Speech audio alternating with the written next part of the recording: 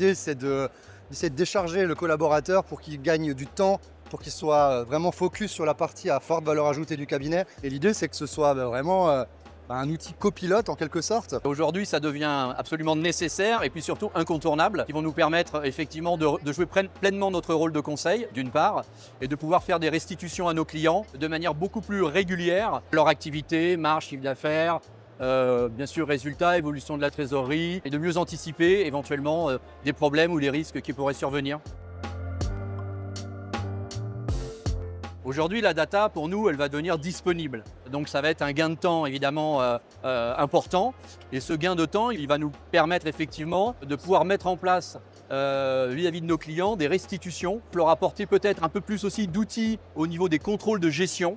Parce que finalement, quand on faisait des bilans classiques, on se voit au moins une fois par an. C'est toujours a posteriori, donc on va analyser des données historiques, mais le client il ne peut pas vraiment être réactif. Là, l'intérêt du dashboard, c'est vraiment d'avoir la donnée mois par mois, quasiment en live, et de ne pas attendre X mois avant de réagir, ce qui est des fois trop tard et les boîtes ne peuvent plus se sauver au jour le jour quasiment.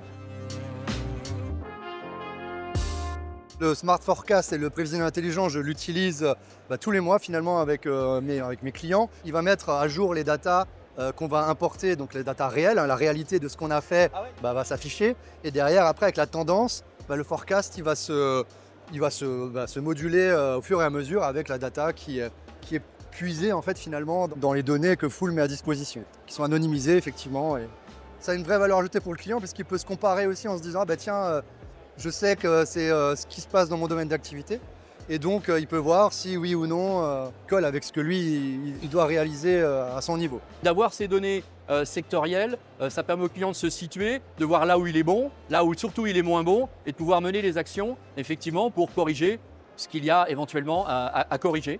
Et puis au-delà de ça, on peut même étendre après à des données plus générales que des données financières, avec des données sociales aussi qui peuvent être importantes pour se situer par rapport à la rémunération, notamment les effectifs, hommes, femmes, les types de contrats. Et nous, en tant que professionnels, pouvoir donner des indications à nos clients, pouvoir les conseiller ou leur donner éventuellement des zones de risque ou des alertes.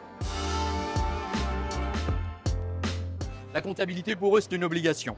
Voilà. N'oublions pas qu'en France, on tient la comptabilité aussi pour payer l'impôt et déclarer l'impôt. Maintenant, il faut la faire parler, cette data.